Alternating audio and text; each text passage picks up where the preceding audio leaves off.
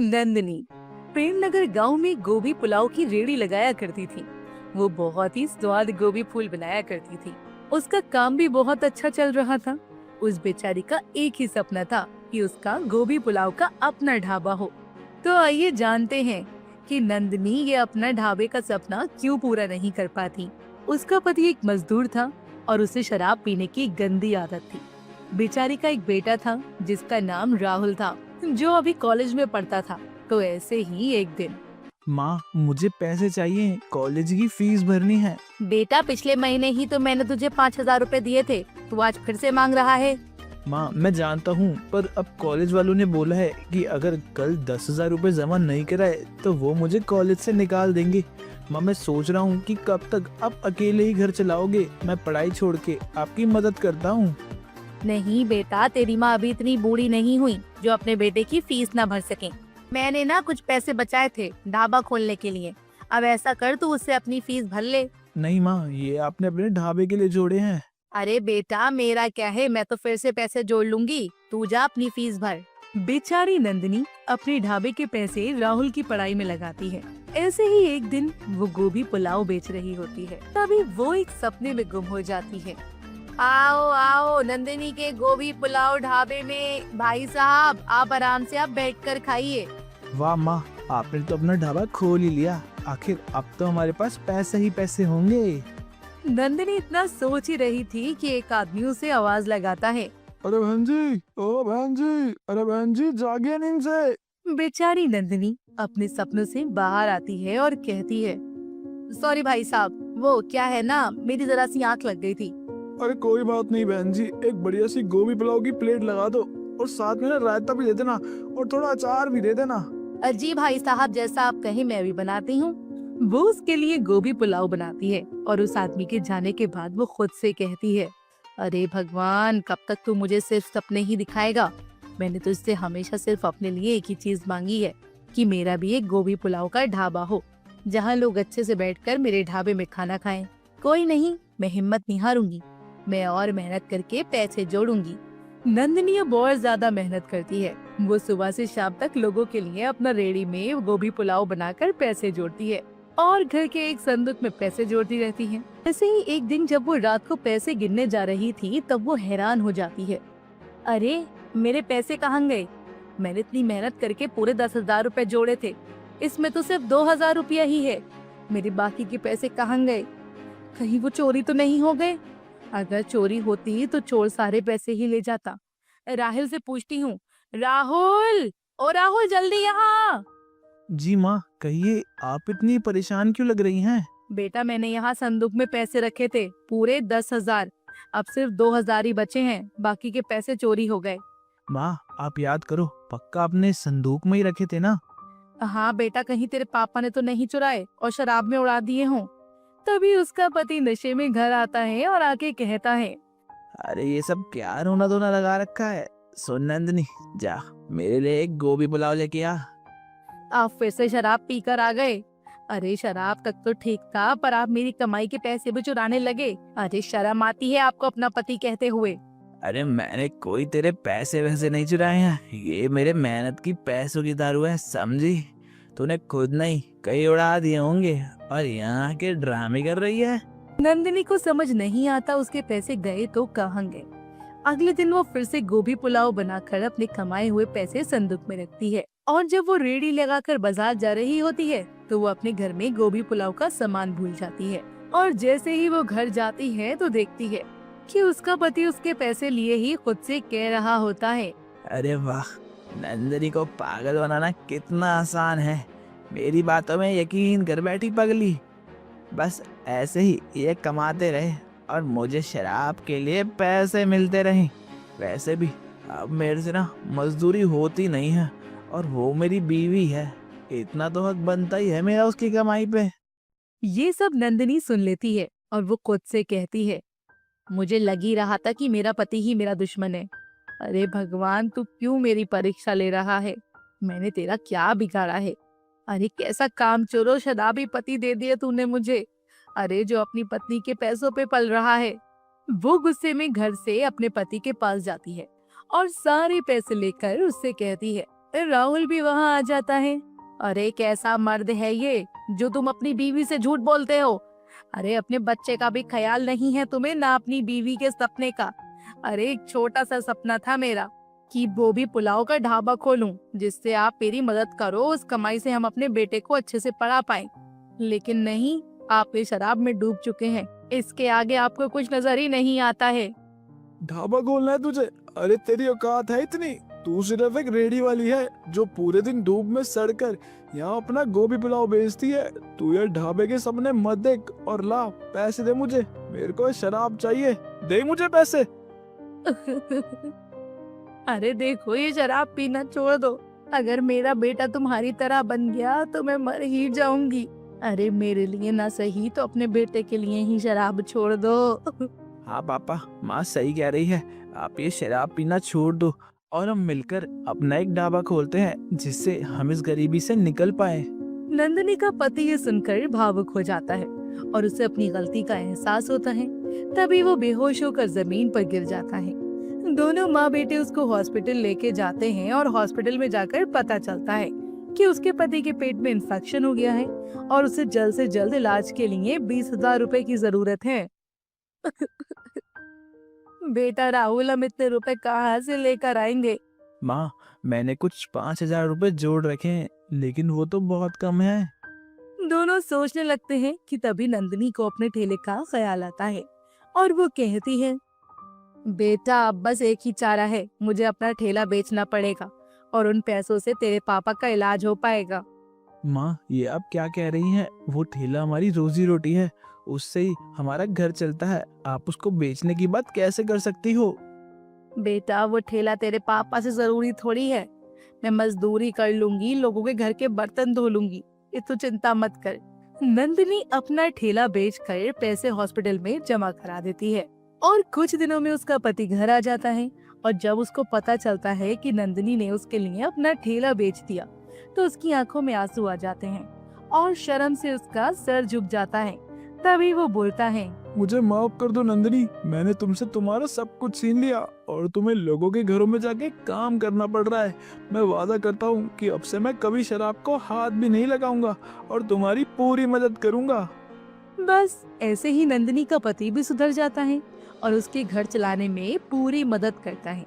नंदिनी के दुख कम हो ही रहे होते हैं कि तभी उनका बेटा एक दिन आता है और कहता है, माँ, अब आप खुश हो जाओ, भगवान ने आपकी बात सुन ली। अरे अरे बेटा, पर हुआ क्या जो तू ऐसा बावला हुआ जा रहा है? माँ, मैं एग्जाम में पास हो गया और कॉलेज की तरफ से मुझे पूरे 1 लाख रुपए की जॉब ऑफर हुई है। क्या बेटा, तू सच कह रहा है? मैं तेरे लिए बहुत खुश हूँ। भगवान करे तू और तरक्की करे और आगे बढ़े। राहुल खूब मन लगा कर काम करता है और अपनी पहली तनख्वाह से वो अपनी माँ के लिए बहुत अच्छा गोभी पुलाव का ढाबा खोलता है और अपनी माँ को सरप्राइज देने की सोचता है। जब वो घर आता है और कहता है, माँ चलिए, आपके लिए मैंने कुछ लिया है, आप देखेंगी ना तो बहुत खुश हो जाएंगी। बेटा ऐसा क्या कर दिया तूने? वो अपनी माँ और पापा दोनों को लेकर ढाबे के पास जाता है जहाँ लिखा था नंदिनी का गोभी पुलाव ढाबा, जिसे देखकर नंदिनी और उसका पति बहुत खुश होते हैं और नंदिनी फिर से अपने स्वादिष्ट गोभी पुलाव बनाना शुरू करती है और उसका पति भी उसका साथ देता है जो उसने सपने में देखा था। तो दोस्तों, कैसी लगी आपको हमारी नंदिनी के गोभी पुलाव की कहानी? दोस्तों, सपने उसी के पूरे होते हैं जो मेहनत और हर मुश्किल का सामना डट कर करता है, जैसे नंदिनी ने करा। मैक्रोनी खा लो, मैक्रोनी, गरम गरम स्वादिष्ट मसालेदार मैक्रोनी। ये कहानी है गरीब मैक्रोनी बेचने वाले सुजीत की, जिसके हाथों में गजब का स्वाद था। जहाँ से सीतापुर बाजार शुरू होता था, सुजीत वहीं रोड के किनारे अपनी मैक्रोनी की रेडी लगाया करता था। सुजीत अच्छे किस्म के मसाले डालकर मैक्रोनी बनाया करता था, इसीलिए भी लोग उसके यहाँ से मैक्रोनी खरीदकर खाना पसंद करते थे। वहीं बगल में सुजीत का भाई मदन, जो कि स्वभाव का बड़ा लालची था, वो मोमोज बेचा करता। सगे भाई होने के बाद भी दोनों के बर्ताव में जमीन आसमान जितना अंतर था। सुजीत जितना ईमानदार था, मदन उतना ही बेईमान था। मैक्रोनी खा लो, मैक्रोनी, गरम गरम मसालेदार चटपटे मैक्रोनी। तभी ठेले के आगे से उसकी माँ के साथ गुजरता हुआ एक बच्चा खुशबू सूंघ कर बोलता है। माँ माँ, मुझे भी मैक्रोनी खानी है, अंकल के हाथ की मैक्रोनी खिलाओ ना। हाँ हाँ दिलाती हूँ, थम जा बेटा। देखा सुजीत भैया, मेरा बेटा किसी भी दिन आपके ठेले पर से बिना मैक्रोनी खाए नहीं मानता। इसकी इतनी मजाल ही नहीं जो बिना मैक्रोनी खाए ठेले से चला जाए। आपके हाथों की मैक्रोनी का स्वाद ही इतना अनोखा है भैया कि बच्चे तो बच्चे, बड़े भी उंगलियां चाटते रह जाते हैं। एक प्लेट मुझे भी लगाइएगा, मेरे मुंह में तो देखते ही पानी आ रहा है। जी जी, अभी लगाता हूँ बहन जी। सुजीत शानदार तरीके से मैक्रोनी बनाकर दोनों को परोस देता है। इसके बाद देखते ही देखते लोगों की भीड़ लग जाती है, जबकि मदन की मोमोज की रेहड़ी खाली पड़ी थी, इसीलिए वो जला भुना जा रहा था। देखो तो सबके सब सुजीत के हाथों से बने मैक्रोनी खाने के लिए कैसे मक्खी की तरह उसी के रेडी पर भिनभिना रहे हैं, और मैं यहाँ मुंह ताक रहा हूँ। इसकी तरक्की मुझसे देखी नहीं जाती। जलन पनी में मदन अपने भाई के ठेले पर ग्राहकों को तोड़ने के लिए अपने पास बुलाता है। अरे आओ काका जी, मेरा यहाँ दर्शन दे दो कभी तो। मैक्रोनी तो रोज खाते हो, आज मेरे रेडी पर के मोमोज चक्कर देखो, मजा ना आ जाए तो कहना। और वैसे भी मेरा भाई इतनी जल्दीबाजी में मैक्रोनी बनाता है, कहीं कच्चा पक्का रह गया तो पेट पकड़ लेगा, लेकिन मैं बिल्कुल अच्छे से मोमोज बनाता हूँ। सुजीत के ठेले पर खड़े सभी ग्राहक मदन की चतुराई को समझ रहे थे, केवल भोले सुजीत को छोड़कर। तभी बूढ़ी काका ने कहा, अरे सुजीत, देख रहा है तेरा भाई तेरे ठेले पर ग्राहकों को अपनी तरफ खींचने के लिए कैसी अटपटी बातें बोल रहा है। नहीं नहीं, ऐसी कोई बात नहीं है काका जी। मैं तो कहता हूँ आप सब लोग उसके ठेले पर से मोमोज खा लिया कीजिए, उस बेचारे की भी थोड़ी बिक्री हो जाएगी तो मुझे खुशी होगी। सुजीत बेटा, तेरे मन में कोई मैल नहीं है, मगर तेरा भाई कपटी है, उससे बच कर रहना। सब लोग मैक्रोनी खाकर चले जाते हैं। दोनों भाई रात होने पर घर आते हैं।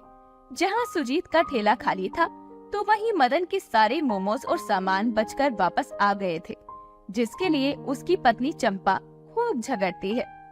सिर्फ 10 रुपये पूरे दिन में, यही कमाई की है तुमने, और वो तुम्हारा भाई सुजीत नोट पर नोट छापे जा रहा है। अरे तो मैं क्या करूं चंपा, मैं भी तो सारा दिन खड़ा था, अब कोई ग्राहक नहीं आया तो मैं क्या कर सकता हूं उसमें।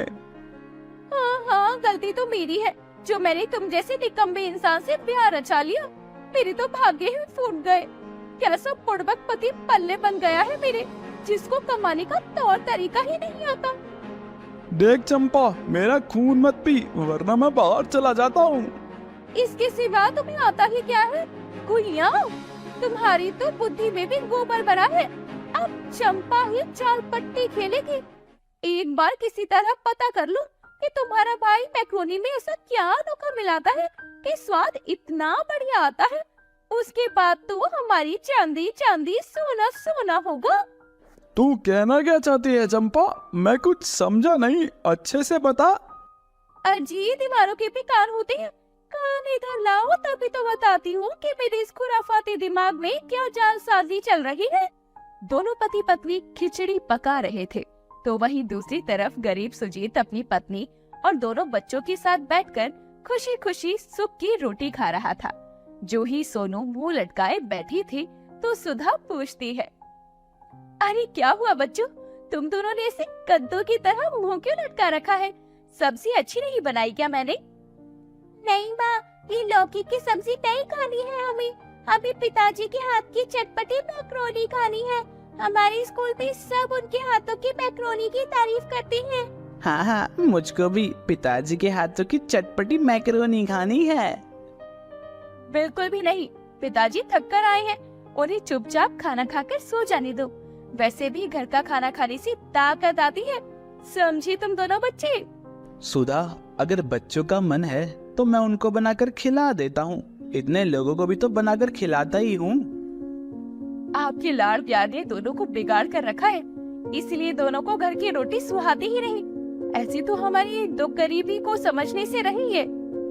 सुधा, भगवान के दया से हमारे घर की दाल रोटी का गुजारा चल रहा है, हम थोड़े में भी तो खुश ही हैं। सुजीत बड़ी ही खुशी से अपने परिवार को मैक्रोनी बनाकर खिलाता है। इसी तरह खुशी खुशी जिंदगी चल रही थी। एक दिन जब सुजीत मैक्रोनी बना रहा था तो मदन उसके ठेले पर आकर चिकनी चुपड़ी बातें करता है। और सुजीत भैया, ठीक चल रहा है ना धंधा पानी? देख रहा हूँ पूरे बाजार में तुम्हारे मैक्रोनी के चर्चे छाए हुए हैं। हाँ भाई मदन, भगवान की दया से अच्छी खासी कमाई हो जा रही है कि घर परिवार का पालन पोषण अच्छे से हो जाता है। मुझे किसी भी तरह इसके मैक्रोनी के स्वाद का राज जानना होगा। वैसे बड़े भैया, आप मैक्रोनी में ऐसा क्या डालते हैं जो इतना दमदार स्वाद आता है? कुछ खास नहीं मदन, बस खड़े मसाले कूट कर डालता हूँ और कोलू के तेल में बनाता हूँ। सबसे ज्यादा इस खड़े लाल मिर्च से उसका स्वाद बढ़ जाता है। इस तरह सीधेपन में सुजीत सब बता देता है, जिसकी बात चंपा और मदन रातों रात उसके घर से सारे मसाले चुरा लेते हैं और अगले दिन से मैक्रोनी बनाकर बेचने लगते हैं, जिससे अब सारे ग्राहक उन दोनों पति पत्नी के पास ही आ जाते हैं। इधर ठेला बंद पड़ जाने की वजह से सुजीत के परिवार में घनघोर भूखमरी छाने लगती है। माँ, मुझे बहुत जोरों की भूख लगी है, पेट पे दुख रहा है, कुछ नहीं तो रूखी सूखी रोटी दे दो, मैं वो भी खा लूंगी माँ। हाँ माँ, हम कुछ भी खा लेंगे, आप बस खाना दे दो। अपने बच्चों की ऐसी हालत देखकर सुजीत की आंखें डबडबाकर आंसुओं से भर जाती है। वो दिल से फूट फूट कर रोने लगता है। हे भगवान, मेरी वजह से मेरे बच्चे मेरी आंखों के सामने भूख से तड़प रहे हैं और मैं लाचार उन्हें एक रोटी तक नहीं दे पा रहा। लानत है मुझ पर, मेरे अपने सगे भाई ने मुझसे छल कपट किया। सुधा, कोई बात नहीं जी, जिंदगी में जो होता है वो सबक लेने के लिए होता है। आज के बाद आप भी ये सबक ले लीजिए कि दोबारा से आप मैक्रोनी बनाकर बेचना शुरू करेंगे, लेकिन कैसे बनाते हैं ये किसी को नहीं बताएंगे। पर सुधा, फिर से शुरुआत करने में जमा पूंजी लगेगी, उसके लिए पैसे कहाँ से आएंगे? जरा ठहरिए, मैं आती हूँ। सुधा एक छोटा सा बक्सा लेकर आती है जिसमें उसके एक जोड़ी झुमके थे, जिसे देते हुए सुधा बोली, ये लीजिए जी, इसे बेच दीजिए और पैसे ले आइए। नहीं सुधा, मैं तुम्हारे जेवर नहीं बेच सकता हूँ, और अब तो मेरे सारे ग्राहक भी मदन ने छीन लिए, तो अब मुझसे मैक्रोनी कौन ही खाएगा? अजी, आपको पता है सूरज रोज उगता है और डूबता है, लेकिन वो दूसरे दिन फिर निकलता है, वो भी नई किरण के साथ, और अपनी रोशनी फैलाना नहीं भूलता। तो फिर आप क्यों हिम्मत हार रहे हैं? आप तो हमारे परिवार की रीढ़ की हड्डी है। आप कमजोर पड़ेंगे तो परिवार कैसे चलेगा? मुझे आप पर पूरा भरोसा है, आप अपनी मेहनत के दम पर फिर से अपनी पहचान बना लेंगे। सुजीत सुधा के झुमकी गिरवी रखकर पैसे ले आता है और उन पैसों से मैक्रोनी मसाले सारी सामग्री ले आता है, और अब मैक्रोनी की रेडी लेकर सारा दिन गली गली फेरी लगाकर मैक्रोनी बेचता है। मैक्रोनी खा लो, मैक्रोनी, चटपटी मैक्रोनी, मसाले वाली मैक्रोनी। तभी गरीब मैक्रोनी वाले की आवाज सुनते ही बच्चा दौड़ा दौड़ा बाहर आता है। मामा देखो, मैक्रोनी वाले अंकल आ गए, मुझको मैक्रोनी दिला दो ना। हाँ हाँ, दिलाती हूँ भैया, 2 प्लेट मैक्रोनी लगा दो और तीखा चटपटा रखना। क्या बात है भैया, आपने तो एकदम से रेडी लगाना बंद ही कर दिया, बड़े दिनों के बाद दिखाई दिए हो। सुजीत अपने भाई की बदनामी नहीं फैलाना चाहता था, इसीलिए वो बात को टाल देता है, लेकिन बढ़िया स्वाद के कारण अब धीरे धीरे सारे ग्राहक वापस सुजीत के पास आ जाते हैं, जिससे एक बार फिर मदन का मुंह बंद हो जाता है और उसे मुंह की खानी पड़ती है। इस सुजीत के चलते मेरी मैक्रोनी का ठेला थप पड़ता जा रहा है। कोई बात नहीं, आज रात मैं इसका ठेला तोड़ दूंगा, फिर देखता हूँ किस पर बेचता है अपनी मैक्रोनी। जलन में आकर दोनों पति पत्नी उसका ठेला ही उठवा देते हैं। अगले दिन सुजीत बड़ा दुखी सा दहलीज पर माथे पर हाथ रखे रो रहा था। आखिरी आस भी टूट गई सुधा, अब मैं किस पर मैक्रोनी रखकर बेचूंगा? ना जाने किसने मेरा ठेला चुरा लिया। जिसने भी ये किया होना, भगवान करे इतना ही दुख वो भी भोगे, उसके भी बाल बच्चे गरीबी से गुजरे, ताकि उन्हें गरीब के दुख का एहसास हो। सुधा टूटे दिल से ये बात चंपा को सुना कर कहती है। वो मुंह ऐंठ कर अंदर चली जाती है। तभी सुजीत को अपने आंगन में अपने पिता की बहुत पुरानी साइकिल एक कोने में खड़ी हुई नजर आती है। सुधा, बाबूजी की साइकिल अभी तक ऐसे ही पड़ी हुई है। मैं इसे काम में लगाऊंगा। मैं अपनी मैक्रोनी साइकिल पर रखकर बेचूंगा। गरीब सुजीत के लिए उसके पिता की साइकिल किसी वरदान के जैसी थी और वो साइकिल पर मैक्रोनी बेचने लगता है, जिससे वो दिन दुगनी रात चौगनी तरक्की करने लगता है। वही कहावत तो आप सबने सुनी होगी कि कर भला तो हो भला, कर बुरा तो हो बुरा। मदन को अपने किए की सजा इस रूप में मिलती है कि सारे ग्राहक उसके यहाँ की मैक्रोनी खाने से बीमार पड़ जाते हैं और भड़क भी जाते हैं। हाँ काका, तुम ठीक बोलते हो। ना जाने ये मर जाना मदन कैसे किस्म के गंदे मसाले डालकर मैक्रोनी बनाता है कि मेरा बेटा पतला दुबला हो गया। इन दोनों का मुंह काला कर कर गधे पर बैठाकर पूरे बाजार की सैर करवानी चाहिए। अरे नहीं नहीं, रुक जाइए, आप सब हमें माफ कर दीजिए, हमारे साथ ऐसा मत कीजिए। तुम दोनों को कोई माफी नहीं मिलेगी। खबरदार जो आज के बाद इस बाजार में मैक्रोनी बेचते दिख गए तो। इस तरह अपनी ठगी के मारे अब दोनों पति पत्नी शर्मिंदा होकर बाजार से निकल जाते हैं और सुजीत को बाजार में अपनी जगह वापस मिल जाती है, जिसके बाद वो मैक्रोनी बेचकर अपने परिवार का गुजारा अच्छे से चलाने लगता है और सफलता उसके कदम चूमने लगती है, जिससे वो अपने परिवार के रहने के लिए एक पक्का मकान भी बनवा लेता है और अपनी मैक्रोनी की रेहड़ी को दुकान में बदल देता है।